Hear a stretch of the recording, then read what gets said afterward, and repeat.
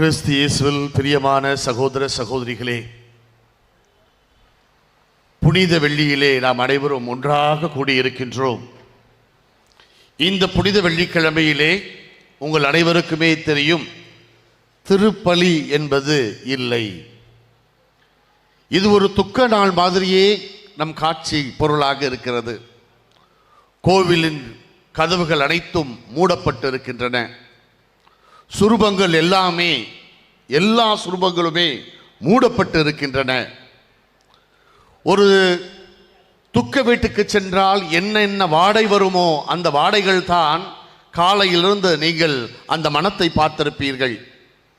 ஊதுபத்தி, திரி, மல்லிப்பூ, களைந்த மல்லிப்பூக்கள் என்று ஒரு இறப்பு வீட்டில் என்னெல்லாம் பார்ப்போமோ அதெல்லாமே நம் கண் முன்பாகவும் நம் 5 உணர்வுகளுமே நமக்கு அதை வெளிப்படுத்தி கொண்டிருக்கின்ற போது இந்த நாள் ஒரு புனித நாள் என்று நீங்களும் நானும் இதை கொண்டாடி கொண்டிருக்கின்றோம்.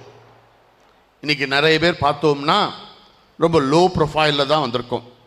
நாளைக்கு கொஞ்சம் வித்தியாசமாக இருப்பீர்கள், நேற்றும் கொஞ்சம் வித்தியாசமாக இருந்தீர்கள். இன்று நிறைய பேர் வெள்ளை அல்லது கருப்பு உடையை அணிந்திருக்கிறீர்கள். கிட்டத்தட்ட யாருமே மல்லிப்பூ வைத்த மாதிரி எனக்கு தென்படவில்லை.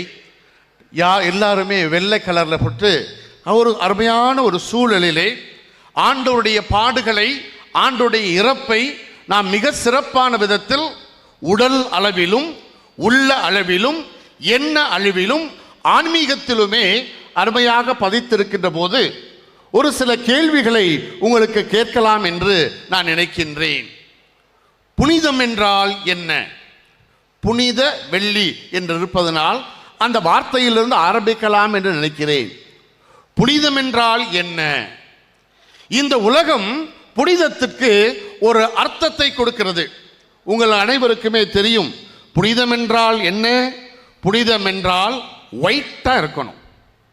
புனிதம் என்றால் ஒயிட்டா இருக்கணும், பிரைட்டா இருக்கணும், டைட்டா இருக்கணும், வெயிட்டா இருக்கணும். இதுதான் நாம் புனிதத்துக்கு கொடுக்கிற ஒரு டெஃபினிஷன். ஒயிட், கருப்பு கலரில் ஏதாவது ஒரு புனிதரை பார்த்துருக்கீங்களா? லீமா ரோஸ் கருப்பு இனத்தவரை சார்ந்தவர் தான், ஆனால் அவங்களே வெள்ளையாக தான் இருப்பாங்க. எப்பவுமே புனிதம் என்றால் வெள்ளை வெள்ளேர் என்று இருக்க வேண்டும். அப்போதுதான் அவர்களை பார்த்து இது புனிதம் என்று சொல்வோம். கருப்பாக இருக்கவங்கள பார்த்தா, நான்லாம் சின்ன வயசில் கொஞ்சம் வெள்ளையாக இருந்தேன், நடுவில் கருப்பாயிட்டேன். கருப்பான அப்போல்லாம் நான் 5ஆம் வகுப்பு வரை நான் ஏஞ்சலாகவே இருப்பேன், கிறிஸ்மஸ் மாதத்துல எல்லாம். ஆனால் 8ஆம் வகுப்பில் நல்லா கருத்து போன உடனே சாத்தான் மலையை நான் போட்டு விட்டாங்க. ஏனென்றால் என்னுடைய கலர் கம்மியாகி விட்டது. கருப்பு என்றால் அங்கே புனிதம் கிடையாது, வெள்ளையாக ஒயிட்டாக இருக்க வேண்டும். பிறகு பார்த்தீர்கள் என்றால் பிரைட்டாக இருக்க வேண்டும். ஜெகஜோதி என்பார்களே, அந்த ஜெகஜோதியாக இருக்க வேண்டும். அப்போதுதான் புனிதம் என்று சொல்வோம். டைட்டாக இருக்க வேண்டும். அவங்க ட்ரெஸ் எல்லாம் பார்த்தீங்கன்னா டைட்டா இருக்கும். அந்தோனியாரை பாருங்க, செபஸ்தியாரை பாருங்க, எல்லா புனிதர்களையுமே பாருங்க, ரொம்ப டைட்டாக இருப்பார்கள். பிறகு பார்த்தீர்கள் என்றால் ஹைட்டில் வைத்திருப்பார்கள் அல்லது ரொம்ப டாலான ஒரு இடத்துல வைத்திருப்பார்கள். நீங்களும் நானும் அந்த இடத்தை தொட முடியாது. எட்டி தொட்டாலும் நாம் என்ன செய்வோம்? மிஞ்சி போனால் காலை மட்டும்தான் தொட முடியும். ரொம்ப ஹைட்டில் இருப்பார்கள். அதை போல இன்னொரு வார்த்தை என்னது? ரொம்ப வெயிட்டாக இருப்பார்கள். வெயிட் என்றால் கோடி அற்புதம். நீங்க என்ன கேட்டாலும் அள்ளி அள்ளி அள்ளி அள்ளி தருவாரு. ஆகவே எல்லோரும் அந்த இடத்திற்கு ஓடி செல்வார்கள். இதுதான் இந்த உலகம் புனிதம் என்பதற்கு கொடுக்கின்ற ஒரு வரையறை. ஆனால் இன்று ஆண்டவராகிய இயேசுவை கொஞ்சம் பாருங்க. நாம சொன்ன இந்த whiteness, brightness, tightness, height, weight எதுவுமே இந்த மனுஷங்கிட்ட இல்லை. அவரை கொஞ்சம் பாருங்க, அவர் எப்படி இருக்கின்றார்? அவர் முகத்தில் அழகே இல்லை, காரி உமிழ்ந்து இருக்கிறார்கள். அப்படியே அவருடைய தாடிகளில் எல்லாம் எச்சிலும் சளியும் தொங்கிக் கொண்டிருக்கின்றன. அவர் நாற்றம் எடுத்தவராக இருந்து கொண்டிருக்கிறார். இரத்த வாடை, இரத்த காய்ந்த வாடை, திரும்பவும் இரத்தம் வந்து கொண்டிருக்கிறது. அசிங்கமாக இருந்து கொண்டிருக்கிறார். அவர் ஒயிட்டான ட்ரெஸ்ஸா போட்டிருக்காரு? இல்லை, அவரை அடித்து அடித்து அந்த ஆடைகள் எல்லாமே கிழிந்து தொங்குகின்றன. அவரை கீழே தள்ளியதால் புழுதி பட்டு அவர் கண்ணகரேன் என்று மாறிவிடுகின்றார். அவரை எல்லோருமே இகழ்ச்சிக்குரியவராக, இப்படி ஒரு படைப்பு தேவையா என்று மாதாவின் காதிலே விழும் வண்ணமாக, இப்படிலாம் இவனெல்லாம் ஒரு பெத்தியா, நீலாம் ஒரு தாயா, இதான் உன் வளப்பா என்று அன்னை மரியாளை அந்த கூட்டம் ஏசி இருக்கும். இந்த மனிதனில் ஏதாவது புனிதம் இருக்கா? இல்ல ஃபாதர், புனிதம் என்றால் செயலிலே புனிதம் இருக்க வேண்டும் என்று நீங்கள் சொல்லலாம். பிரியமானவர்களே, அடுத்ததாக உங்களுக்கு சொல்கிறேன், செயலில் புனிதம் இருக்கிறதா? இந்த மனுஷன்தான் என் தலைவனா இருப்பான், நான் இன்னும் கொஞ்ச நாள்ல போயிருவேன், போன பிறகு இந்த ராயப்பர் தான், இந்த பீட்டர் தான், இந்த பேதுரு தான் திருச்சபை வழி நடத்துவார் என்று நம்பிக்கையோடு இருந்தாரு நம்ம ஆண்டவர்.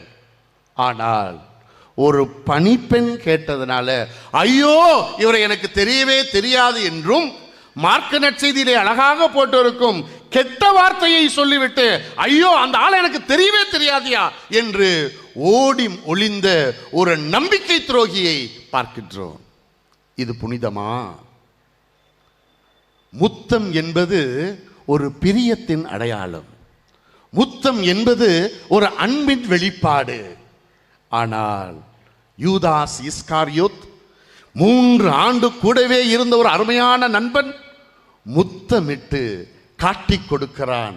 அதுவும் வெறும் 30 பைசாவுக்காக, 30 வெள்ளிக்காசுகளுக்காக காட்டிக் கொடுக்கிறான். இது புனிதமா?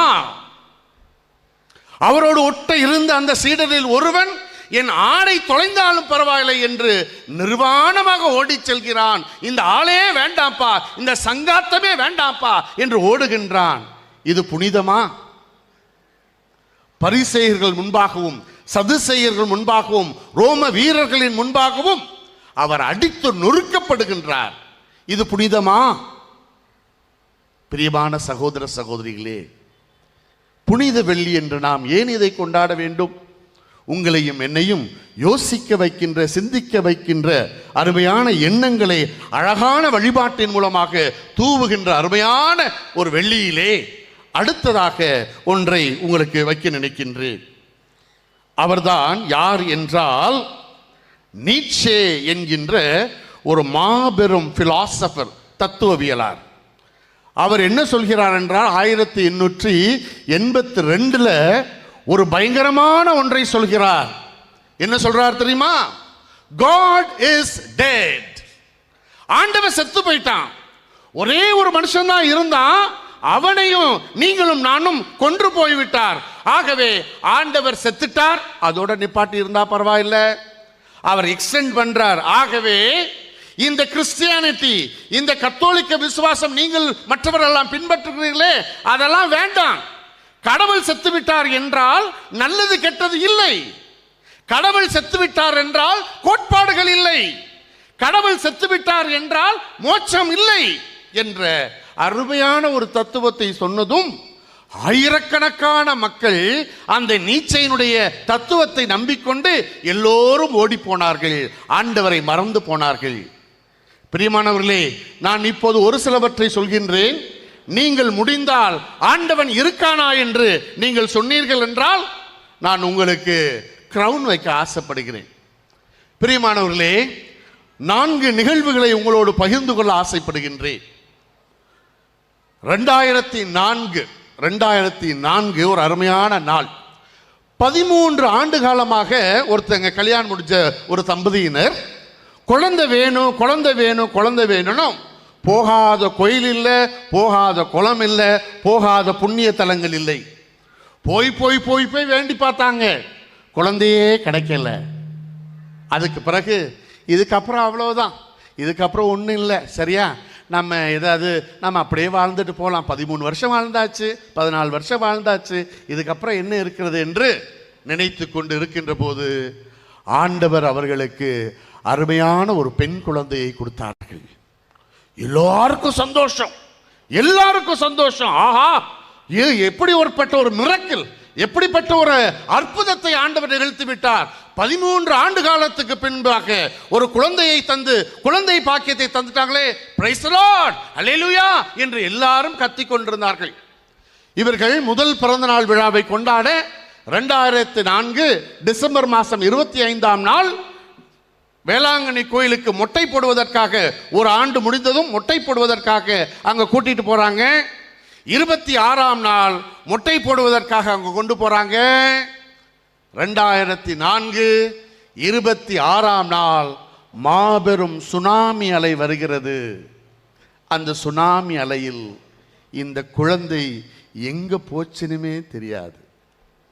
பிரியமானவர்களே, அப்போது நான் கல்கட்டாவில் இருந்தேன். நான் ஏப்ரல் மாதம் அவங்க வீட்டுக்கு வரேன். அவர்கள் எனக்கு ரொம்ப நெருங்கிய நண்பர்கள்.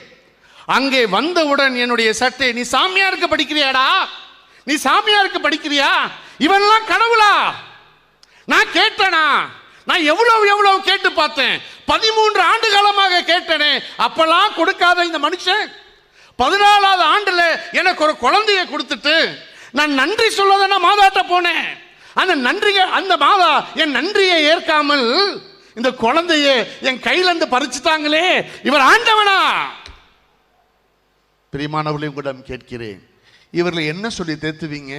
இல்லை கொஞ்சம் வெயிட் பண்ணுங்க, இன்னொரு குழந்தைய ஆண்டவர் தருவாரு, எல்லாம் ஆண்டவர் விட்ட விதியுமா? இப்படி சொல்ல முடியுமா? இப்போது சொல்லுங்கள் பிரியமானவர்களே, ஆண்டவன் இருக்கானா? அவர் என்ன செய்தார் என்றால், அங்கே இருக்கின்ற எல்லா சுரூபங்கள், அங்கே இருக்கின்ற எல்லா படங்கள் எல்லாரையும் தூக்கி எழுந்துவிட்டு வெட்டு சுவர்களாகவே அங்கு இருந்தது. நான் ஒன்றும் பேச முடியவில்லை. அவர்களோடு அழுது விட்டு வந்துவிட்டேன். கடவுள் இருக்காங்களா? இரண்டாவது நிகழ்வை உங்களோடு பகிர ஆசைப்படுகின்றேன். பிரியமானவர்களே, 2008 அப்பெல்லாம் நீட் என்ற தேர்வு கிடையாது. பாளையங்கோட்டையில் உண்மையிலே நிகழ்ந்த ஒரு நிகழ்வு. அந்த பெண்ணுக்கு ஆசை, நான் ஒரு மருத்துவராகி, நான் ஒரு அருமையான மருத்துவராகி, நான் ஏழை எளிய மக்களுக்கெல்லாம் அருமையான விதத்திலே பணியாற்ற வேண்டும் என்று அவங்களுக்கு ரொம்ப ஆசை. அந்த பெண்ணுக்கு 12th எக்ஸாம் வருகின்ற போது காலையிலே திருப்பலிக்கு சென்றாள். காலையிலே திருப்பலி சென்று அங்கே உள்ள குருக்களில் சிஸ்டர்ஸ் எல்லாத்தையும் ஆசீர்வாதம் வாங்கிவிட்டு வண்டி ஸ்டார்ட் ஆகவில்லை என்று சைக்கிளை எடுத்துக்கொண்டு அவள் என்ன செய்தால், எக்ஸாம் எழுதுவதற்காக அவள் புறப்பட்டாள். அப்போ அவங்க அம்மா எனக்கு ஃபோன் பண்றாங்க, ஃபாதர் போற வழியில் அவள் வருவா, நீங்களும் பிளஸ் பண்ணுங்க ஃபாதர், என் மக 1000க்கு 100க்கு மேலே எடுக்கணும் ஃபாதர், கட்டாயம் அவள் எடுப்பா, அந்த நம்பிக்கை இருக்கு ஃபாதர், தயவு செய்து அவளை பிளஸ் பண்ணுங்க ஃபாதர், கேட்டிலே நில்லுங்க ஃபாதர், ஏன்னா டைம் ஆயிரும் என்றார்கள். நானும் அங்கே நின்று கொண்டிருந்தேன். 9 மணி ஆகினது. 9 மணிக்கெல்லாம் வந்து விட வேண்டும். அந்த குழந்தை 9 ஆகியது, 9:15 ஆகியது, 9:30 ஆகியது, வரவே இல்லை. திடீரென்று அவர்களுக்கு அடித்து கேட்கிறேன், என்ன ஆச்சு? அப்போது அவர்கள் அழுது கொண்டு சொல்கிறார்கள், ஐயோ ஃபாதர், அவ ஆக்சிடென்ட் ஆயிட்டு ஃபாதர், 2 கைகளையும் அடித்து காலும் அடிக்கப்பட்டு ஆஸ்பத்திரியிலே குற்றுயிரும் குலையுருமாக இருக்கா ஃபாதர். நான் என்ன தப்பு ஃபாதர் பண்ணோம்? இவன் என்ன தப்பு ஃபாதர் பண்ணா? இவனுடைய ஆசை கனவுகள் எல்லாம் நிர்மூலமாகி விட்டதே. அப்ப அந்த வருஷம் பரீட்சை எழுத முடியல. 2வது பரீட்சையும் எழுதுகின்ற போது இன்டர்பிரேட்டர் வச்சு எழுதுனாங்க. அவள் எடுத்த ஸ்கோர், நல்லா படிக்கிற புள்ள, 990 வாங்கினாள். ஆனால் எக்ஸாமில் அவங்களுக்கு முடியலை, மருத்துவ அவர்களுக்கு இடம் கிடைக்கவில்லை. பிரியமானவர்களே, ஆண்டவர் எதுக்கு இந்த பொண்ணுக்கு இப்படி ஒரு சோதனையை தர வேண்டும்? ஆண்டவன் இருக்கானா? 3வதாக என் வாழ்க்கையில் நடந்த ஒன்றையே உங்களுக்கு சொல்ல ஆசைப்படுகிறேன். பிரியமான சகோதர சகோதரர்களே, நான் சேசு சபையிலே சேர்ந்து படித்துக் கொண்டிருந்தேன். எங்கள் குடும்பத்தை பற்றி நான் பெருமையாக சொல்வதாக நினைக்க வேண்டாம், உங்கள் புரிவதற்காக சொல்கின்றேன். எங்கள் அப்பா தான் 20 ஆண்டு காலமாக சிலுவை பாதையை வாசிப்பாங்க. சிலுவை பாதையை எல்லா இடத்துலையும் வாசிக்கிறது எங்கள் அப்பா தான். எங்கள் அப்பா இல்லாட்டினா ஒரு சில நேரத்துக்கு கோயிலே நடக்காத மாதிரி ஒரு பிரம்மை இருக்கும். எங்கள் அம்மா கொயரில் இருப்பாங்க. எப்போது எத்தனை திருப்பலி என்றாலும் எங்கள் அம்மா அந்த கொயரில் இருப்பாங்க. எப்போதும் பாட்டு அது எத்தனை மணி திருப்பலி என்றாலும் எத்தனை திருப்பலி என்றாலும் எங்கள் அம்மா எங்கள் அப்பா அங்கே தான் இருப்பாங்க. நாங்கள் 5 பசங்க, பஞ்ச பாண்டவர்கள். நாங்கள் 5 பசங்க, 5 பேருமே கோயிலே கதி என்று கிடப்போம். கோயிலே கதி, எல்லாருமே ஆல்டர் பாய்ஸ். மரியாயின் சேனை என்றால் மரியாயின் சேனையில் இருப்போம். வின்சென்ட் டி பால் என்றால் வின்சென்ட் டி பாலில் இருப்போம். எல்லாவற்றிலும் எங்கள் குடும்பத்தினர் இருப்பார்கள். 1996ஆம் நாள் நான் அப்போது பூனேயிலிருந்து வந்து நான் தஞ்சாவூரிலிருந்து வந்து கொண்டிருந்தேன். அப்போது திடீரென்று ஒரு செய்தி வந்தது. டிசம்பர் 17ஆம் தேதி என் கடைசி தம்பி தவறி ட்ரெயினிலிருந்து விழுந்துட்டான். அவனுக்கு இந்த இடத்துல அடிபட்டு மூளை சாவு மாதிரி அவன் இருந்து கொண்டிருந்தான். டாக்டர்கள் சொன்னாங்க பொழைச்சுக்குவான்னு சொன்ன உடனே நாங்கள் எல்லோரும் வேண்டிக் கொண்டிருந்தோம். அப்படி வேண்டிக் கொண்டு இருக்கின்ற போது சரியாக டிசம்பர் மாதம் 24ஆம் நாள் எல்லோருமே கிறிஸ்துமஸுக்காக தயார் செய்து கொண்டிருந்த போது என் தம்பி இறந்தான். இது சாதாரண நிகழ்வாகத்தான் உங்களுக்கு தெரியும். அதற்கு அப்புறம் தான் வரேன் பாருங்க. அப்போது நான் 25ஆம் தேதி நான் ட்ரெயின்ல இருந்து இறங்கி நான் எங்கள் வீட்டுக்கு வருகின்ற போது அங்கே உள்ள எங்கள் சொந்தக்காரர்கள் எல்லாம், அங்கே இருந்த கோயிலில் இருந்த நண்பர்கள் எல்லாம் என்ன சொன்னாங்க தெரியுமா? இவன் சாமியாருக்கு படிக்கிறானா, இவன்லாம் சாமியாருக்கு படிச்சிருந்தா எப்படிங்க அவங்க தம்பியை இறப்பான்? இவங்களெல்லாம் அலட்டுறாங்க, இவங்க குடும்பம் பெருமைக்காக கோயிலுக்கு வராங்க என்று எல்லோரும் அழுது கொண்டு, எங்கள் வீட்டில் எல்லோரும் அழுது கொண்டு இருக்கிற போது எங்கள் சொந்த உறவினர்கள், எங்களுக்கு நண்பர்கள் என்று நினைத்தவர்கள் எல்லாருமே எங்களை தூற்றிக்கொண்டு, எங்களை அனாவசியமாக பேசிக்கொண்டு, தம்பியின் இறப்பை விட இவர்கள் சொன்ன வார்த்தைகள் எங்களுக்கு பயங்கரமான ரணத்தை ஏற்படுத்தி கொண்டிருந்தது. அந்த நேரத்தில் தான் நாங்கள் பாடிய பாடல், அனைவருமே பாடிய பாடல் அர்த்தமுள்ள பாடலாக மாறியது. என் இறைவா என் இறைவா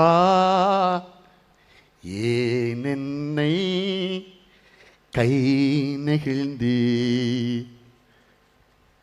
அருமையான வாசகமாக வரும்.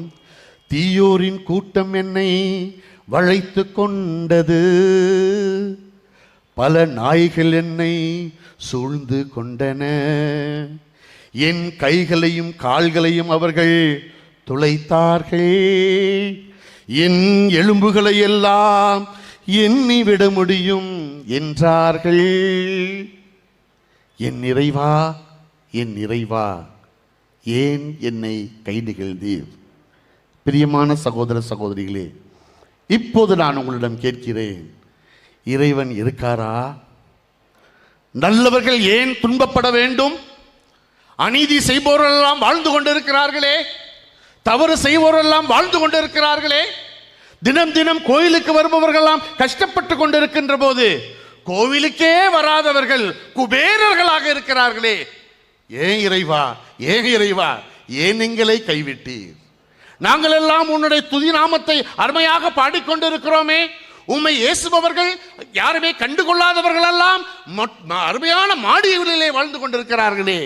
என் இறைவா என் இறைவா ஏன் என்னை கை நெகிழ்ந்தீர் என்று நீங்களும் பாடியிருக்கிறீர்கள் இல்லையா?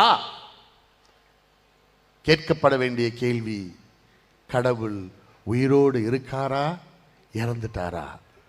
நம்மோடு கடவுள் என்று சொன்ன இம்மானுவேல் என்ற கடவுள் நம்மோடு இருக்காரா, இறந்துட்டாரா? பிரியமான சகோதர சகோதரிகளே, இதற்கு பதில் நாளை என்றாலும் இன்று அன்னை மரியாளோடு கொஞ்சம் சிந்தித்து பார்க்க உங்களை அன்போடு அழைக்கின்றேன். இந்த தாய் மரியாளை கொஞ்சம் யோசித்து பாருங்கள். அப்போது ஆண்டவர் அவரோடு வழி நடந்தாரா என்பது நம் கண்முன்பாக அருமையாக தெரிய வரும். இந்த மரியம்மாளை நாம் வணங்குகின்றோமே, அவரை போற்றுகின்றோமே, அவளுக்கு அருமையாக நாம் நவநாள் எல்லாம் எடுத்து செய்கிறோமே, இவர்களை ஆண்டவர் இந்த உலகத்தில் ஆசீர்வதிச்சாங்களா? திருமணத்துக்கு முன்பாக she became pregnant, ஊரார் ஏசினார்கள், எள்ளி நகையாடினார்கள். அன்னை மரி எல்லாவற்றையும் இதயத்தில் ஏற்றுக்கொண்டார்கள். சரியா நாசரூத்தில தான் பிறந்துருவாரு அப்படி நினைச்சா தூரமா இருக்கிற பெத்லஹேம்ல கர்ப்பவதியாக இருக்கின்ற அவர்கள் ஒரு கழுதை குட்டியின் மேலே உட்கார்ந்துகிட்டு எப்படி போயிருப்பார்கள்? அந்த பயணம் நன்றாக இருந்திருக்குமா? பிரியமான சகோதர சகோதரிகளே, அப்பவும் அவர்களுக்கு இன்பம் என்பது இல்லாமலே போயிற்றே. கடவுள் நம்பிக்கை இன்னும் அதிகமானது. சரி, ஏதாவது ஒரு இடத்துல, ஒரு சத்திரத்திலேயாவது இடம் கிடைக்குமே என்று எதிர்பார்த்தார்கள். அது நிராசையானது. சரி, பெத்லஹேமிலிருந்து திரும்பி நாசரேத்துக்கு போலாம் என்றால் அவர்கள் குடியுரிமை இழந்து எகிப்து என்கின்ற அந்நிய நாட்டிற்கு ஏதிலியாக, அகதியாக ஓடி போகிறார்கள். திரும்ப வந்து சந்தோஷமா இருந்தாங்களா? சூசைப்பர் இறந்து விடுகின்றார். அதுக்கப்புறமா சந்தோஷமாக இருக்கிறார்களா? இயேசு என்கின்ற அவருடைய மகன் சமுதாய பணி செய்வதற்காக, ஆண்டவருடைய பணி செய்வதற்காக அந்த விதவை பெண்ணை வீட்டிலேயே விட்டுவிட்டு சென்று விடுகிறார். இப்போதெல்லாம் இந்த அன்னை மரியாள் என்ன செய்திருப்பார்?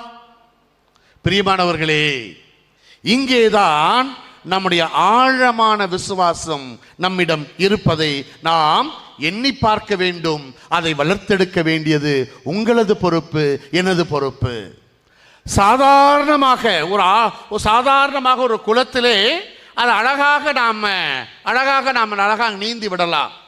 ஆனால் ஆழமான கடலுக்குள் நீங்களும் நானும் செல்லுகின்ற போது அங்கே இருக்கின்ற அலைகளை நாம் சந்திக்க வேண்டும் என்றால் அருமையான நீச்சல் தெரிந்தால் மட்டும் பத்தாது, அதனுடைய நுணுக்கங்களை எல்லாம் புரிந்து கொண்டால் தான் அந்த ஆழ்கடலிலே நாம் சென்று மீன் பிடிக்க முடியும்.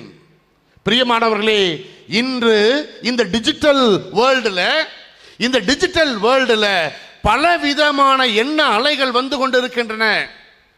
தெரியவில்லை, இன்னும் 10 ஆண்டுகள்ல ஸ்கூல்ஸ்லாம் இருக்குமா? நம்ம பாட்டுக்கு ஸ்கூல்லாம் கட்டி வச்சிருக்கோம் இல்லையா? ஸ்கூலு கல்லூரி எல்லாம் இருக்குமா என்றால் ஆர்டிபிஷியல் இன்டெலிஜென்ஸ் என்று வந்துவிட்டது. இனிமேல் எல்லாம் நீங்களும் நானும் டீச்சராக இருக்க வேண்டும் என்றால் கேள்விக்குறிதான். பிரியமான சகோதர சகோதரிகளே, நீங்க எங்க போறீங்க என்பது அழகாக அந்த ஸ்பைகளுக்கு, நம்மளுடைய இன்டெலிஜென்சியாவுக்கு அருமையாக தெரிந்துவிடும். நீங்கள் வீட்டுக்குள்ளே இருக்கீங்களா, காட்டுக்குள்ளே இருக்கிறீர்களா என்று நம்மிடம் இருக்கின்ற ஒரு சிப் எல்லாவற்றையும் வெளிப்படுத்திவிடும். நீங்களும் நானும் மனப்பாடம் பண்ணோமே, 2 2s 4 2 5s 10 இப்படிலாம் மனப்பாடம் பண்ணோமே, அதெல்லாம் இப்போ நம்முடைய குழந்தைகளே செய்வது இல்லை. கால்குலேட்டரை போட்டு வந்து கொண்டு இருக்கிறது. இன்னும் 10 ஆண்டுகளில் எப்படியோ இருக்க போகிறது. இது ஒரு மாதிரியை தான் உங்களுக்கு சொல்கிறேன். இன்று நம்முடைய கத்தோலிக்க குழந்தைகள், பிரியமான சகோதர சகோதரிகளே, நம்முடைய கத்தோலிக்க குழந்தைகள், பெங்களூர்லையும் சென்னையில் இருக்கின்ற குழந்தைகள் உங்களையும் என்னையும் பார்த்து கேட்கிறார்கள், திருமணம் என்கின்ற திரு அருட் சாதனம் தேவையா? நீட்சேயின் பிலாசபி இங்கே வருகிறது. திருமணம் என்பது தேவையா? நாங்கள் லிவிங் டுகெதர் இருந்து விட்டு போகிறோம். எல்லா குழந்தைகளுமே இப்போது பேச ஆரம்பித்து விட்டது. நாங்கள் ஏன் அம்மா அப்பாவுக்கு சோறு போட வேண்டும்? அவங்க எங்களை பெத்தாங்க, தட்ஸ் ஆல், முடிஞ்சிச்சு. நாங்க எங்களுக்கு ஒன்று லைஃப் இல்லையா? எங்களுக்கு ஒரு கனவு இல்லையா? இந்த மாமனார் மாமியாரை பார்க்கணும், எங்களுக்கு தலையெழுத்தா? நீட்சேயின் பிலாசபி வருகிறது. மாரல் எத்திக்ஸ் எல்லாம் அவுட். இன்னும் கொஞ்ச நாள்ல நீங்கள் குத்தி கொள்ளலாம் கூட இருக்கலாம் என்று வந்துவிடும். உதாரணத்திற்கு சொல்கிறார்கள், எது முக்கியம்? ஏவுகணை முக்கியமா? மீன் பிடிக்க போகிறோமே அந்த கடலாளிகள் அவர்கள் முக்கியமா என்றால் கடலாளிகள் முக்கியம் அல்ல. இன்னும் கொஞ்ச நாளுக்குள் மணப்பாடு காணாமல் போய்விடும், ஆலந்தலை காணாமல் போய்விடும், வீரபாண்டியப்பட்டினம் காணாமல் போய்விடும். ஆக என்னவாகிவிடும்? அந்த இடம் ராக்கெட் தளம் இருக்குல்ல, இப்போ புதுசா வந்திருக்குல்ல, அந்த ராக்கெட் தளம் தான் இனி பேசப்படும். நீட்சேயின் பிலாசபி, நோ மாரல்ஸ், நோ, ஒழுக்கம் கிடையாது, எதுவுமே கிடையாது. ஏனென்றால் ஆண்டவர் இறந்து விட்டான் என்று ஒரு அருமையான ஒரு பிலாசபியை இன்று உலகம் வந்து கொண்டிருக்கின்ற போது, அருமையான பெற்றோர்களே, அருமையான இளைஞர்களே, இளம்பெண்களே, பெரியவர்களே, உங்களை கேட்கிறேன், இப்படிப்பட்ட ஒரு சமுதாயத்தை நீங்களும் நானும் சந்திக்க வேண்டுமென்றால் நம்முடைய நம்பிக்கை ஆழப்படுத்தப்பட வேண்டும். இந்த நம்பிக்கை ஆழப்படுத்தப்பட வேண்டும் என்றால் இந்த புனித வாரத்திலே அழகான 4 பேர்களை கண்ணீரோடு அவர்களை நம்ம கண் முன்பாக கொண்டு வருகிறார்கள். இன்றைய வாசகங்களை எல்லாம், இந்த புனித வாரத்துடைய வாசகங்களை எல்லாம் பார்த்தீர்கள் என்றால், திங்கட்கிழமை வாசகத்தை பார்த்தீர்கள் என்றால், அங்கே ஒரு பெண் வருகின்றாள். அந்த பெண் என்ன செய்கின்றாள்? இயேசுவின் அருகிலே அமர்ந்து கொண்டு ஒன்றைதான் செய்து கொண்டிருக்கின்றார். தலையிலே இலாமிச்ச தைலத்தை பூசிக்கொண்டு அவர்களுக்கு அதை சென்ட்டை ஊத்திட்டு அழுது கொண்டே இருக்கிறார். நோ டாக்கிங், ஒன்றும் பேசவில்லை, பேசாமலே அழுது கொண்டே இருக்கிறார். ஆண்டவன் பக்கத்தில் அமர்ந்து கொண்டு இந்த ஆண்டவன் எனக்கு போதும் என்று எல்லாரும் அங்கே உட்கார்ந்து கொண்டிருக்கிறார்கள், ஏசுகிறார்கள், திட்டுகிறார்கள், பழிக்கிறார்கள், இவள் பாவி என்றெல்லாம் சொல்றாங்க. ஆனால் அந்த பெண் இந்த இயேசு எனக்கு போதும் என்று கால் மாட்டில் அமர்ந்து கொண்டு அழுத வண்ணமே இருக்கின்றார். இரண்டாவதாக ஒரு மனிதன் அழுகின்றான். யார்? அவர்தான் நம்முடைய பேதுரு என்கின்ற ராயப்பர். ஒரு பணிப்பெண்ணிடம் நான் இவ்வாறு பேசிவிட்டேனே என்று விவிலியம் அழகாக சொல்கிறது. அவர் குமரி குமரி அழுது கொண்டிருந்தார். இயேசு நினைத்திருந்தால் அங்கே போயிட்டு அழாத உன்னை மன்னிச்சிட்டேன் அப்படின்னு சொல்லியிருக்கணும். ஆனால் இயேசு அவர்களை அழ விடுகின்றார். அழட்டும், உன் பெயர் பாறை இல்லை, நீ பாறை தானே, இந்த பாறையில் கொஞ்சம் கசியட்டும், கண்ணீர் கசையட்டும் என்று அனுமதிக்கின்றார். பாறையில் இருந்து அந்த நீர் கசிந்ததால் தான் திருச்சபையின் தலைவர் பொறுப்பை அவர்களால் ஏற்க முடிந்தது. கண்ணீர் லீடர்ஷிப்புக்கு, தலைமையை நோக்கி உங்களையும் என்னையும் அழைத்து செல்லும். மூன்றாவதாக சிலர் அழுகிறார்கள். அவர்கள்தான் யூத பெண்கள். இந்த யூத பெண்கள் எதற்காக அழுகிறார்கள்? அவர்கள் சொல்கிறார்கள், இன்டர்னல், நீங்களே உங்களை பார்த்து உங்கள் குடும்பத்தினருக்காக அழுங்கள். நீங்கள் மாற வேண்டிய இடங்களெல்லாம் யோசித்து பார்த்து எனக்காக நீங்கள் அழாதீர்கள், ஆனால் உங்களையே பார்த்து கொண்டு அழுங்கள். செல்ஃப் ரிஃப்ளெக்ஷன், சுயமாக நாம் சிந்திக்க வேண்டும். நாம் என்னென்ன தளங்களிலே வளர வேண்டும், எந்த இடங்களிலே குறைந்திருக்கிறோம், எந்த இடங்களிலே நாம் இன்னும் அதிகமாக வாழ வேண்டும் என்பதை முடிவெடுப்பது.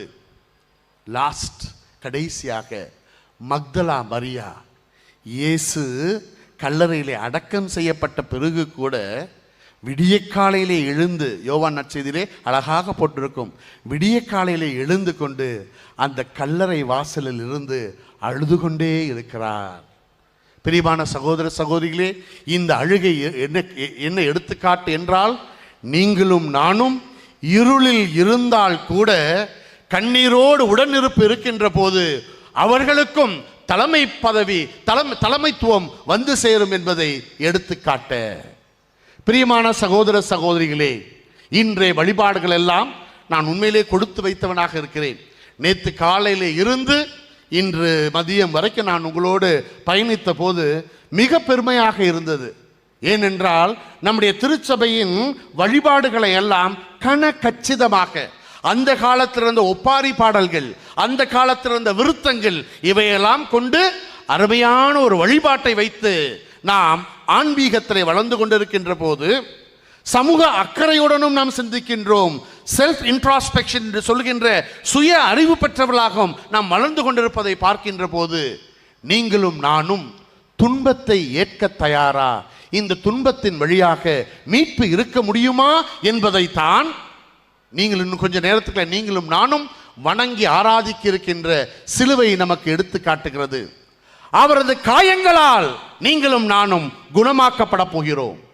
அவருடைய இரத்தத்தால் நீங்களும் நானும் கழுவப்பட போகிறோம். அவருடைய பாடுகளால் நீங்களும் நானும் மீட்படைய போகிறோம். இதை ஏற்று நம்புகிறீர்களா? பிரியமானவர்களே, நான் அருளானந்தர் கல்லூரி இந்த நிகழ்வோடு முடிக்க ஆசைப்படுகிறேன். பிரியமானவரே, நான் அருளானந்தர் கல்லூரியில் வைஸ் பிரின்சிபலாக இருந்தேன். அப்போ வைஸ் பிரின்சிபல் என்னது, டிசிப்ளினுக்கு நான் தான் இன்சார்ஜ்.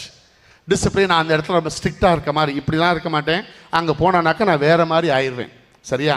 அங்கே பயங்கர ஸ்ட்ரிக்டாக இருப்பேன். அப்போது 3ஆம் ஆண்டு தொடக்கத்திலே ஒரு மாணவனை கொண்டு வந்தாங்க. அவன் ஒரு கத்தோலிக்க கிறிஸ்தவ மாணவன். அவனுக்கு கொண்டு வராங்க. அந்த பையனுக்கு பாருங்கள், எங்களோட total papers 24 paper, first semester, second semester, third semester, fourth semester, இதை முடிச்சிருக்கணும். அந்த பையன் 24 பேப்பரை எழுதியிருந்தான். 24 பேப்பரில் 23 பேப்பர் அரியர். ஒரே ஒரு பேப்பர் பாஸ் பண்ணியிருந்தான். அது என்னவென்றால் கேட்டிகிசம். உடனே நீங்கள் மகிழ்ச்சி அடைஞ்சிடாதீங்க, அதுக்கு பரீட்சை கிடையாது. அந்த பேப்பரில் மட்டும்தான் அவன் பாஸ். 23 பேப்பரில் அரியர். அடுத்ததாக பார்க்க ஹாஸ்டல் பாய். ஒரு செமஸ்டருக்கு 90 நாட்கள். 90 180 நாட்கள்ல அவன் பிரசன்ட் ஆகி இருந்தது. அந்த ஆண்டு அவன் பிரசன்ட் ஆகி இருந்தது வெறும் 13 நாட்கள் மட்டுமே. ஹாஸ்டல்ல உள்ள அவனுடைய எடுத்து செக் பண்றோம். அங்க சாப்பிட வரும்போது ஒரு அட்டை கொடுப்பார்கள். அந்த அட்டையில் அவன் பிரேக்ஃபாஸ்ட்டுக்கு வந்திருக்கானா லஞ்சுக்கு வந்திருக்கானா என்று செக் பண்றோம். அவனுடைய அட்டை குத்தப்படாமலே இருக்கிறது. அப்படி என்றால் அவன் ஹாஸ்டல்ல ஃபீஸ் கட்டின பிறகு ஹாஸ்டல் சாப்பாடை சாப்பிடல, வெளியில தான் போய் சாப்பிட்டிருக்கான் என்று அர்த்தம். அதோடு இல்லாமல் அவனிடம் என்ன கெட்ட பழக்கமோ எல்லா கெட்ட பழக்கங்களும் அவனிடம் இருந்தது. அவனை என்கிட்ட கூட்டிகிட்டு வந்தாங்க. கூட்டிகிட்டு வந்த உடனே அவனை பேசி பார்த்து முடிச்சுட்டு டிசைட் பண்ணியாச்சு, அவனுக்கு டிசி கொடுத்துடணும். இந்த காலத்தில் ரொம்ப கேர்ஃபுல்லாக இருக்கணும். டிசியை நம்ம கொடுக்குறோன்னு சொன்னானாக்கா அவன் பாட்டுக்கு எங்கேயா போய் தொங்கிடக்கூடாது. அதனால் அவனுடைய பெற்றோரை அழைத்தோம். அப்போது அவங்க அப்பா வந்தாங்க. அவங்க அப்பாவை பார்க்குறேன், நான் நினச்ச மாதிரியே அவங்க இல்லை. ஒரு வெள்ளை சட்டை போட்டிருந்தாங்க, அதை துவைத்து கட்டாயம் ஒரு 5-6 நாட்களாக இருக்கும். அவங்க கசங்கி இருந்தது. ஒரு வேட்டி கட்டியிருந்தார்கள், அது வேட்டி என்றே சொல்ல முடியாது, தூக்கி கட்டியிருந்தார்கள். வந்தோட உட்கார சொன்னேன். 15 நிமிஷம் ஆச்சார் உட்கார்றதுக்கே முன்னாடி உட்கார வைத்தேன். உட்கார வைத்து விட்டு எல்லாவற்றையும் ஒன்றொன்று பின்னாக ஒன்றாக சொல்லி, இவன் இதுக்கு மேலே படிக்க லாய்க்கு இல்லைங்க, தயவு செய்து இவனை கூட்டிகிட்டு போங்க, உங்கள் காசு வேஸ்ட்டு, எங்களுக்கும் டைம் வேஸ்ட்டு, தயவு செய்து கூட்டிகிட்டு போங்க என்று சொன்னவுடன் அவங்க அப்பா அந்த பையனை ஒரு முறை பார்த்தார். பார்த்துட்டு எழுந்தார். நான் அடிக்கத்தான் போகிறாருன்னு நினச்சேன். அவர் என்ன செய்தார் என்றால் தன்னுடைய சட்டையை அப்படியே தூக்குனாருங்க. தூக்குனா அந்த இடத்துல 41 தையல் அவருடைய வயிற்றிலே இருந்தது. 41 தையல். பிரியமானவர்களே, அப்போ சொல்லி அழ ஆரம்பித்தார். தம்பி, இந்த 2 வருஷம் உன்னை படிக்க வைக்கிறதுக்காக அப்பா நான் ஒரு கிட்னியை விற்று தான்ப்பா உன்னை படிக்க வச்சேன். நல்லா படிச்சிருக்கிய தம்பி, அம்மா இல்லாத புள்ளன்னு நான் உனக்கு செல்லலாம் கொடுத்தேன். நீ ஹாஸ்டலில் இருந்தால் தான் நல்லா படிப்பேன்னு நான் உனக்கு எல்லாத்தையும் கொடுத்தேனே தம்பி, நல்லா படிப்பாத்த தம்பி, அரியர்லாம் வச்சுருக்கேன்னு சொன்னாங்க. எனக்கு தெரியும் தம்பி, நீ எல்லாத்தையும் கிளியர் பண்ணிடுவேன்னு. ஆனால் அடுத்த வருஷம் உன்னை படிக்க வைக்கணும்னா அடுத்த கிட்னியை நான் விற்றாகணும் தம்பி. அடுத்த கிட்னியை விற்றாதான் உன்னை படிக்க வைக்க முடியும். அப்போ நான் சொல்கிறதுக்கு நான் இருக்க மாட்டேன் தம்பி என்று கண்ணீரோடு சொன்னபோது அந்த காயத்தை, அந்த வெட்டை அந்த பையன் பார்த்தான். அந்த காயத்தை அவன் உற்று நோக்கிய போது அவன் தேம்பி தேம்பி அழ ஆரம்பித்தான். அப்பா நான் தப்பு பண்ணிட்டப்பா, அப்பா நான் தப்பு பண்ணிட்டப்பா, இது நாள் வரைக்கும் எனக்கு தெரியலப்பா, நீங்க கிட்னி வித்துதான், எனக்காக உங்க கிட்னி வித்துதான் நீங்க என்ன படிக்க வச்சீங்க தெரியலப்பா, என்ன மன்னிச்சிருக்கப்பா, என்ன மன்னிச்சிருக்கப்பா என்று அவன் கதறிய கதறலை நான் இப்போது நினைத்து பார்த்தாலும் என் கண்களிலே கண்ணீர் வந்து விடுகிறது. பிரியமானவர்களே, அந்த அப்பா என்னை பார்த்து கேட்டார், ஒரு சான்ஸ் என் பையனுக்கு ஒரு சான்ஸ் கொடுங்கள் என்றார். இந்த அப்பாவின் கண்ணீரை நான் எப்படி மறக்க முடியும்? இந்த அப்பாவினுடைய காயத்தை எப்படி மறக்க முடியும்? ஒரு சான்ஸ் கொடுக்குறேன் தம்பி, படி என்று அவனுக்கு நான் உத்தரவு கொடுத்தேன் என்னுடைய அதிகாரத்தில். பிரியமான சகோதர சகோதரிகளே, 3வது செமஸ்டர் அவன் தன்னுடைய 7 பாடங்களோடு சேர்த்து மற்ற பாடங்களையும் எழுதினான். கடைசி செமஸ்டரிலும் எல்லா பாடங்களையும் அருமையாக எழுதி 3வது ஆண்டிலே எல்லா பேப்பர்களையும் கிளியர் செய்தான். இன்று அவன் ஆங்கில லெக்சரராக ஜார்க்கண்ட் என்கின்ற மாநிலத்திலே மிக சிறப்பான ஒரு பேராசிரியராக இருந்து அவன் பணியாற்றி கொண்டிருக்கிறான். எப்படி சாத்தியம்? அப்பாவினுடைய கண்ணீர். எப்படி சாத்தியம்? அப்பாவினுடைய அந்த வெட்டு காயம், அப்பாவினுடைய அன்பு. பிரியமானவர்களே, இயேசுவின் திருக்காயத்தை உற்று நோக்கினீர்கள் என்றால் இயேசுவின் அன்பை புரிந்து கொள்ள முடியும். அவருடைய காயங்களினால் நாம் மீட்படுகின்றோம், அவருடைய இரத்தத்தினால் நாம் மீட்படுகின்றோம் என்பதை நம்பி வாழத்தான் இந்த பெரிய வெள்ளிக்கிழமையை நாம் கொண்டாடுகின்றோம். இதை அர்த்தமுள்ள வழிபாடாக மட்டுமல்லாமல் நம்முடைய வாழ்வின் ஞானத்தாலும் நம்முடைய வாழ்வின் ஊற்றாகும் இதை எடுத்துக்கொண்டு செயல்படுவோம். ஆண்டவருடைய திரு ரத்தம், ஆண்டுடைய திருக்காயங்கள், ஆண்டுடைய சிலுவை சாவு நம்மை மீட்கட்டும். ஆமென்.